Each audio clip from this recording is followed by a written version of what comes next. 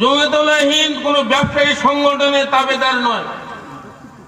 জমিয়তুল হিন্দ এই ভারতবর্ষের 130 কোটি নাগরিকের মনের কান্না, মনের দুঃখ বেদনা জানানোর জায়গা। জমিয়তুল হিন্দ একটা সামাজিক অসাম্প্রদায়িক, শুধু মুসলমানদের জন্য নয়, এই ভারতের 130 কোটি নাগরিকের প্রত্যেকের মনে যে বেদনা, যে দুঃখ, যে যাতনা আছে, সেই যাতনা দুঃখ দূর করার জন্য পরিস্থিতির পরিপ্রেক্ষিতে সাধ্য অনুযায়ী তাদের পাশে দাঁড়ানো, দেশকে গঠন করা, দেশের সংবিধানকে রক্ষা করার দায়িত্ব। মোহতারাম হুজুর ও দোস্ত, আপনারা প্রত্যেক দিন পেপার পড়ছেন, আমাদের ভারতের সংবিধান এই 130 কোটি নাগরিকের শাহরি হুকুক, বাঁচার অধিকার, শিক্ষার অধিকার, ধর্মের অধিকার, ব্যবসা বাণিজ্যের অধিকার বজায় করার দায়িত্ব নিয়ে এই ভারতবর্ষে সংবিধান রচিত। যারা ভারতবর্ষের তখ্তে তাওসে বসে আছেন, আজকে তারা যাদের ভোটে নির্বাচিত হয়ে ঊর্ধ্বতন এবং সর্ব উপরে যারা আছেন তখ্তে তাওসে বসে, তারা খেয়াল করে না তাদের পা জনগণের মাথার উপরে। পা হিসাব করে যদি না ফেলা হয়, জনগণ যদি মাথা টেনে নেয়, তাহলে ওই সরকার বা দেশের যে কোনো লোক হুড়মুড় করে পড়ে শেষ হয়ে যাবে। মোহতারাম বুজুর্গ দোস্ত, এখন আমাদের দেশে কয়েকদিন আগে শুনছেন উত্তরাখণ্ডের 4000 নাগরিকের বাড়ি, অধিকাংশ তারা মুসলমান। হিন্দু সম্প্রদায় কিছু আছেন, আমরা হিন্দু মুসলমান বুঝি না।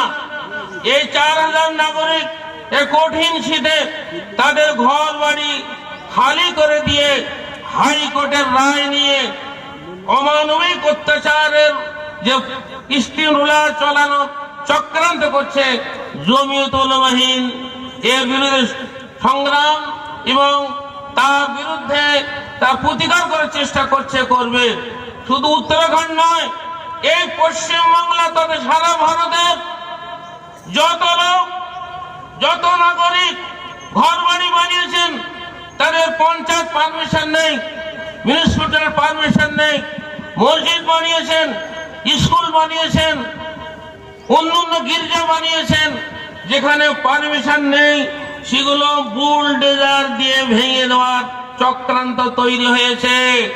তারা আইন করছেন, এই ভারতবর্ষের হাইকোর্ট, সুপ্রিম কোর্ট যে রায় দেবে সেই রায়ে দেশ চলবে, আর সেই রায়ের পালন করার জন্য দেশের ক্যাবিনেট মন্ত্রীরা, দেশের আরো সব স্বরাষ্ট্রমন্ত্রী বা দেশের সমস্ত ক্ষমতাবান যারা আছেন সরকার, তারা তাদেরকে প্রশ্রয় দিয়ে তাদের কথাকে মেনে নিয়ে চলবে। সাধারণ নাগরিকের হুকুক সংরক্ষণ হবে না।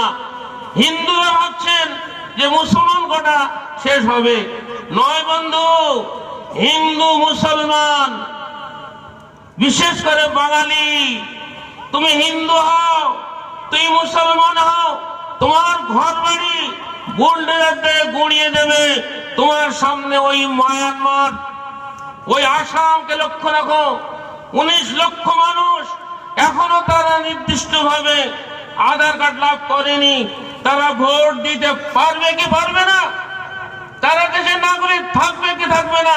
তারা দোদুল্যমান, তাদের আহার, চোখের কান্না, বুক ভেসে যাচ্ছে। সেই রকম একটা ইতিহাস এই পশ্চিমবাংলা তথা ভারতবর্ষের মধ্যে চালানো চক্রান্ত হচ্ছে। সেই জন্য জমিয়তুল হিন্দ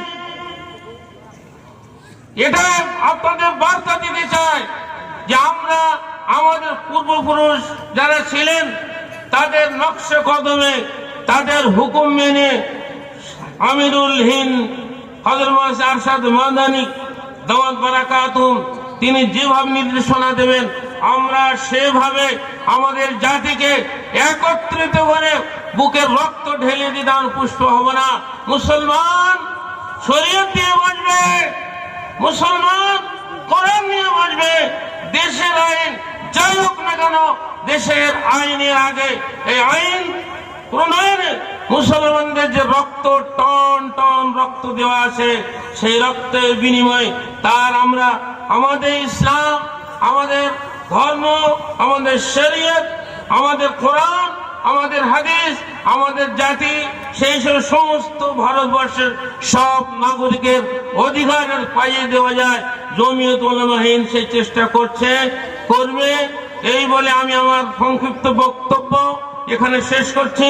এখন আপনাদের সামনে সরতাজ শাইখুল ইসলাম রাহিমাহুল্লাহ তাআলার যোগ্য উত্তরসূরি হযরত মাওলানা আজহার মাদানী সাহেব দামাত বারাকাতুহু আলিয়া, তিনি তার জ্ঞানগুলো বক্তব্য রাখবেন।